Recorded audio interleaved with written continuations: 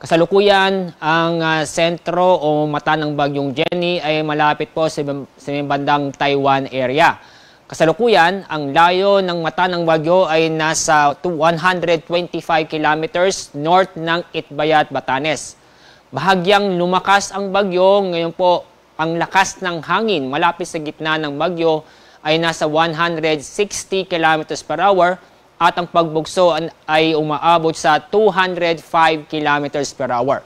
Kumikilos ito ang bagyong pakanluran sa bilis na 15 kilometers per hour. Patuloy po niyang pinapalakas ang southwest monsoon o habagat at itong southwest monsoon ay naapektuhan ang Southern Luzon, Visayas at Mindanao. At sa mga oras nito, wala po tayong namomonitor na panibagong low pressure area sa loob at sa labas ng ating Philippine Area of Responsibility.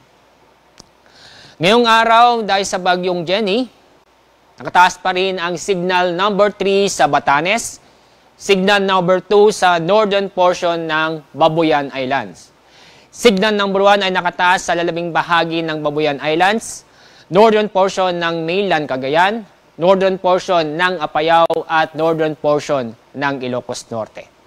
Kaya paalala po sa mga kababayan po natin sa mga nabanggit na lugar, patuloy pa rin tayo mag-ingat dahil makakaranas pa rin tayo ng malalakas na pag-ulan at malalakas ng hangin, lalo na po sa Batanes area kung saan ang sentro ng bagyo ay malapit sa Batanes area. Sa ibang lugar, makakaranas din ng pamisa-misang malalakas ng hangin dahil sa southwest monsoon o habagat. Ang mga lugar po na makakaranas nito ngayon hanggang bukas ay sa southern portion ng Aurora, Romblon, portion ng Calabarzon, portion ng Metro Manila, portion ng Bataan at portion ng Bicol Region. Dahil pa rin sa habagat o southwest monsoon, makakaranas po tayo ng pamisa-misan na malalakas na ulan.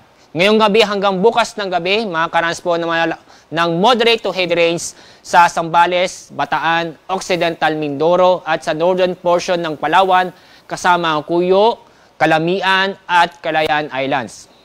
Mula Thursday ng gabi hanggang Friday ng gabi, makakaranas din ng moderate to heavy rains sa Zambales at Bataan.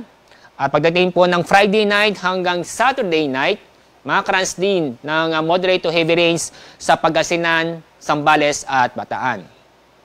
Dahil dito ay patuloy pa rin tayong mag-ingat at umiwas na po tayo sa mga prone po sa landslide at flash flood tulad po sa mababang lugar at malapit sa kailugan. At kanina alas 5 ng hapon, nag-issue po tayo ng gale warning dahil sa bagyo dahil mayroon tayong inaasahang matataas ng alon sa seaboard ng Northern Luzon. Ang mga lugar po na apektuhan ay sa Batanes, Cagayan, kasama Babuyan Islands, Isabela at Ilocos Norte. Kaya paalala po sa mga kababayan po natin, automatic pong bawal po malaot dahil sa matataas ng alon, kung saan po ang taas ng alon ay aabot ng 10 metro. Sa forecast lock ng bagyong Jenny, inyong makikita, generally pakanluran ang bagyo. At kapag napanatili ang kilos ng bagyo, bukas ng umaga, maglalandfall ito sa may southern portion ng Taiwan. Pagkatapos, inaasahan ang lalabas ng PAR, maaari pong bukas ng hapon hanggang bukas ng gabi.